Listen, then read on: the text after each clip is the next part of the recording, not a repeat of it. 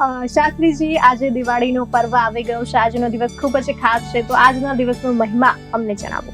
અક્ષસ્ત્રક પરશુમ ગદેશ કુલશમ પદ્મમ ધનુષ્કુંડિકામ દંડમ શક્તિમસમ ચ ચર્મ જલચમ ઘંટા સુરાભાજનમ શૂલમ પાસ સુદર્શને ચ દધતિમ હસ્તે પ્રસન્નાનનામ શેવે સૌરમર્દનિમ મહાલક્ષ્મી સરોજ સ્થિતામ.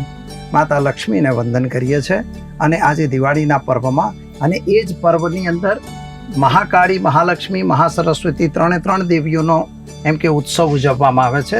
ત્રણ દેવીઓની પૂજન અને એનું અર્ચન કરવામાં આવે છે. દિવાળીનો અર્થ થાય દીવાવાળી, જે દીવો કરવામાં આવે છે અને દીવો એ ખરેખર અંતર આત્માનો એક વિકાસનો પર્વ છે.